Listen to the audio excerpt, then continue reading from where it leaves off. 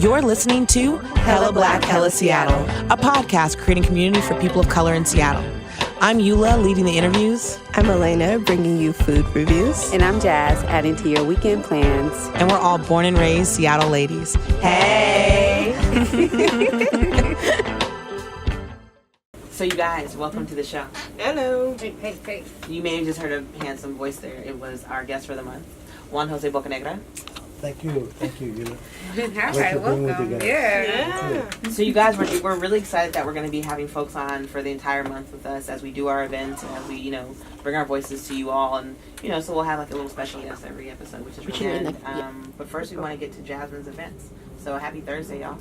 Yeah. Do we want to catch up on anything before my event? Oh, yeah, we should totally catch up on something. A lot has happened. Yeah. Tell me, what things are we talking about? Well, you had your other podcast launch. Yes, yeah. I have another podcast. Oh my gosh, I keep forgetting that I have this job now. Because it's kind of a job, but it's also totally a passion project. So it's called Battle Tactics for Your Sexist Workplace. Mm-hmm. I think that it's amazing that KUOW was willing to challenge the narrative of, is a workplace sexist versus like, yes, it is sexist. There are way too many people who have done studies on this topic to not know that this is real. Mm-hmm. And to think about how we've considered the workplace to be a place for men always. The same way the world is considered to be a place for men always. Mm-hmm. And so there are so many places where women are being mistreated and really leaving the workforce at an extremely high rate, and going into freelancing, which has its pluses for some, in some ways, because you can manage family differently. Mm-hmm. But that says a lot about the cost of family, and that says a lot about the need for, still healthcare and how that has to come out of freelancing and you have to pay for that out of pocket. Mm-hmm. So it just kind of goes left and right of all the things, and it's just really beautiful to be on a show that is challenging the narrative and really speaking truth to power and really saying like we're gonna challenge something and come for it. And you can sign up and subscribe now. Battle Tactics for Your Sexist Workplace. That's awesome. Yeah, we went to the launch of it. It was great. amazing. Yeah. It was really, really Thank great. you. I was like, whoa, this They is had great snacks. Mm-hmm. It was so good. I have to thank so many people for how it came out. It was amazing. It was really great. The KUW staff got completely behind it. I've not been there for long, but from what I understand, this is like a whole new thing for everybody to be like, we're all coming, we're all supporting, we're all reaching out, we're all trying to get involved. Mm-hmm. And it feels really beautiful to like have that kind of energy coming our way. Absolutely. And it was a good crowd. I was super nervous. Mm-hmm. Yeah. You were great. Yeah. Thank you. The whole thing, it was like perfect amount of time. Mm-hmm. I wasn't like, oh my gosh, they're still talking or anything like that. It was like perfect. So it was, and everyone was really engaged, which was great too. So. That's really, really How nice. has the feedback been? Have you guys gotten any feedback? It's been really good. People have said that they've really enjoyed it. I mean, left and right, everyone said that they're into the show. Yeah. Men have come forward telling us how they feel about it and saying that they're really excited about it. We've gotten some kind of like shady mail already. Oh wow. It's like, yeah, I don't know about how you guys have the right to say that like sexism is a real thing, and it's like, Who's writing those emails? Right. Women or men? Men. Ooh, Well, Jasmine saying right. So, but I can get real specific, but I don't know. So men are writing emails saying they don't understand how women have a right to call a workplace sexist. Did I get that right, or kind of? Their thing is that like we're coming from such a narrow, biased lens. I think the overarching thing is like statistics. Is that the narrow lens? Statistics is bias. Like people coming forward and sharing their story, is that narrow as well? It is. It actually is. I get it. Right. No, and just lived experiences are Right. biased Mhm, because you've mhm. lived that experience doesn't mean that experience is real. Mhm. Like like Jeannie says on the episode that she can't say like no one can say for sure that they've ever seen another person who does the exact same jobs as them. Their paycheck in every single field to compare the two. But Jeannie has had a cousin, like a real life cousin, who she got a job, who she saw his paycheck, who he was making more than her for the exact same job. Mm-hmm. You get what I'm saying? So yeah. as much as it's like, we can't say every statistic is true, it's like, well, one, the statistics do say it's true. Yeah. And two, people live this actual experience and say it's true. So, Yeah. it's actually true. Mm-hmm. But so it's just nice to kind of have that be the beginning of a conversation that involves statistics and facts and honesty versus like, is racism a thing? Let's just talk about it from a vague, really standoffish place. Is sexism possible? Like, maybe this lady says it is. It's just like, no, this is real. We're just dealing with this stuff. So it's nice to be dealing with it. That's awesome. Mm-hmm. It's great. So one of the things I was going to say too before we moved on from that was I read a bit of it from Charlene's at it. Yeah. Did we read Obituary. this? Yeah, we didn't read this on the show yet, have we? No. Okay. So I really thought that it would be important for us to share it because even though Charlene is no longer here, and did we talk about her passing a bit? We did. No, we didn't. Oh, we just had already recorded is what it must have been. Right. Yep.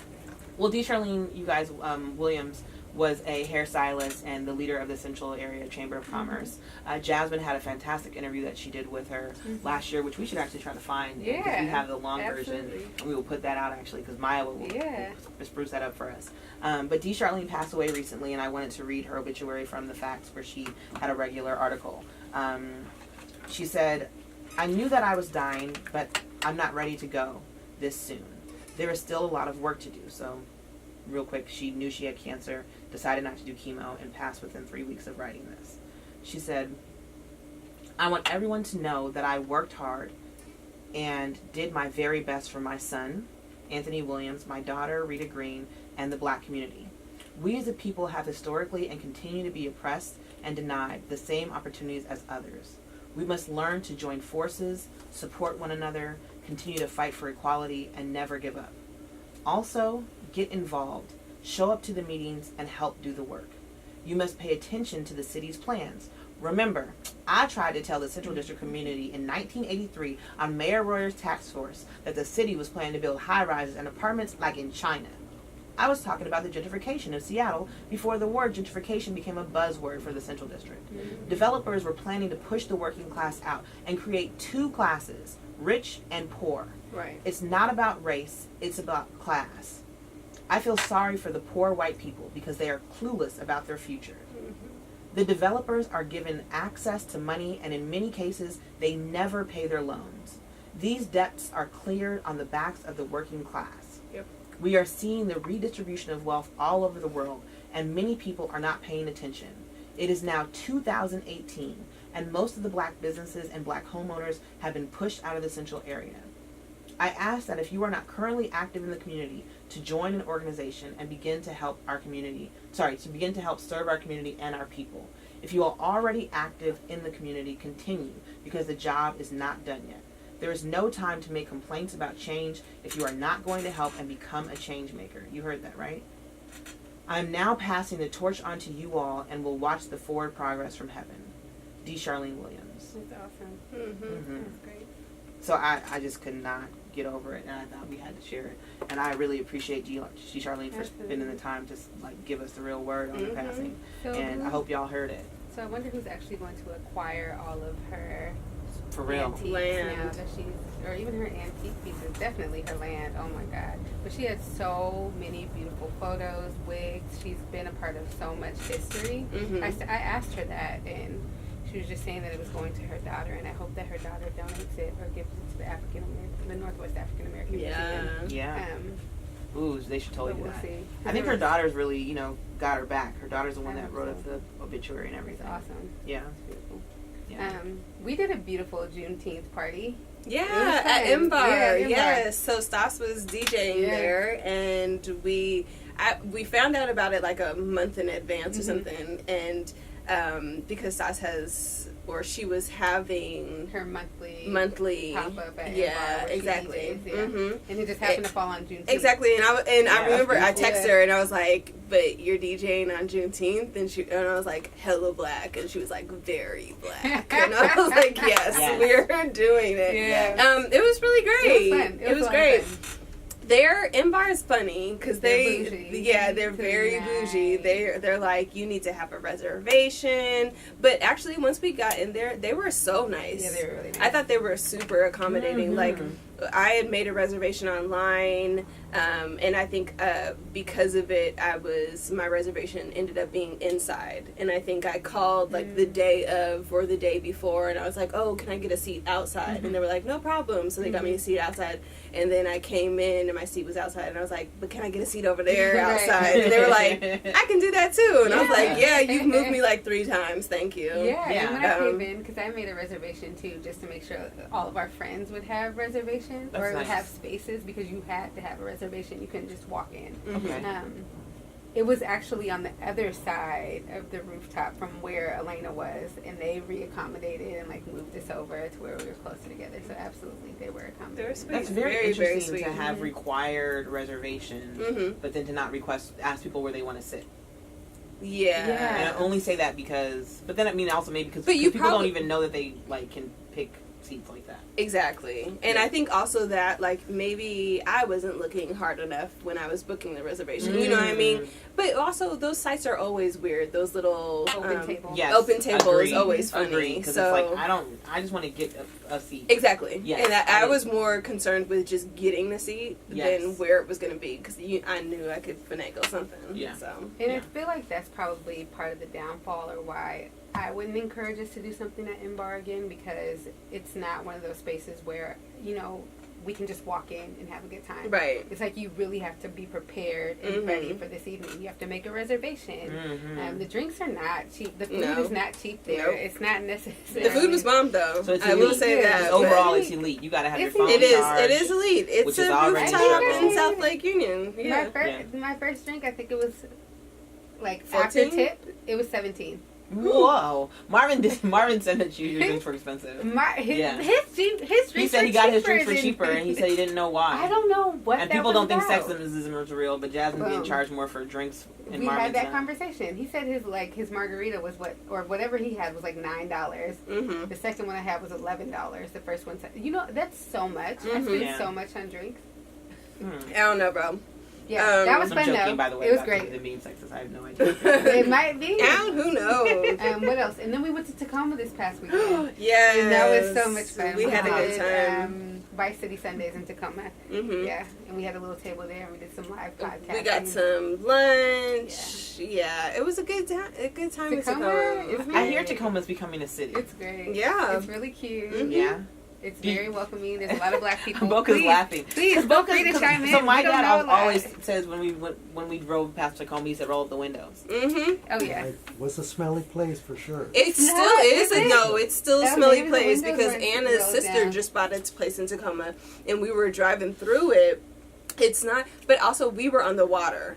I think on the True. water Yeah. area there's so much Circulation. circulate Yeah. whatever's happening. Air Yeah, that it doesn't circulation. smell like that. But I went over to Anna's sister's house, and it's more like in the city or whatever the fuck Tacoma is. Because Tacoma does not have a city. Exactly. right? I don't know if it's a city. It was in the place, and Wait, we were It's we just- were it's like just like- we were like driving down the block, and I was Wait, like, what is damn, it? it still smells. Well, you know. It just has a bunch of like mills. Okay. Like Yeah. Tacoma's So like it's industrial. And I mean, that's it's a it. city. It has Yes, no yes, downtown. It has no but- city. No, it has no city.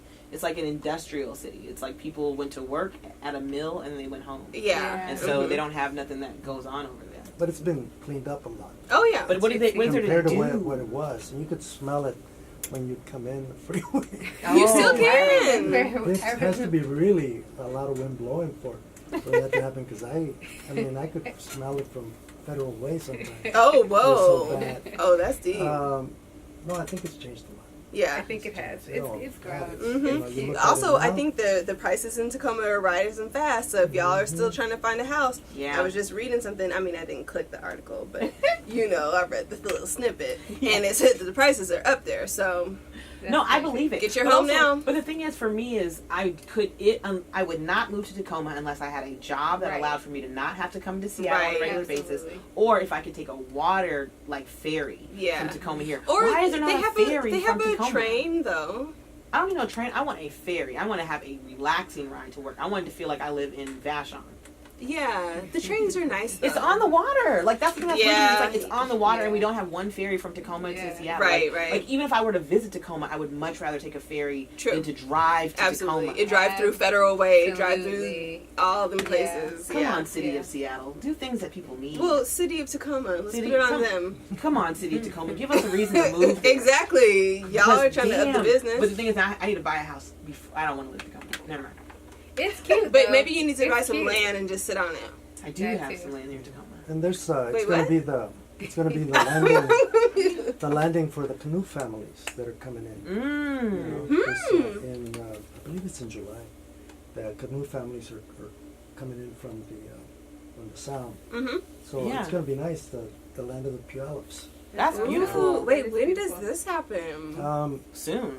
It'll be in July. I can get you the dates. Oh, yeah. Yeah, Jasmine will put it on our Instagram Yeah, for please. sure. Yeah, That's exciting. give us a date. I would That's love to see that. beautiful. Is there a party? Well, We it's could throw all a it. big party. Good. We like a we party. need the party. We like a party. Mhm. We like a Yeah, party. no, it's- We need the party to It's happen. serious, I mean, it's the development back of the culture. Yes. And at the same time, people take a lot of pride in being able to canoe in from throughout the region. That's beautiful. Yeah. Yeah. And, But the one thing I always felt with Native American ceremony was that like you almost had to feel invited. oh, really? I mean, but I Um, also probably was invited. Yeah. No, I mean, everybody that I know of that participated with the Puyallups, at least the Puyallups, Yeah. have always found themselves very welcome. That's beautiful. Taken in with from the time of the takeover in Cascadia. I mean, people have always been very open because that's been their strength, Right. is that their ability to get along with a lot of folks. Yeah. This is a small tribe compared to other tribes in the region. And right now they're dealing with a gasification plant that's being put in the Delta right now. And the Puyallup tribe has been opposing that degasification plant.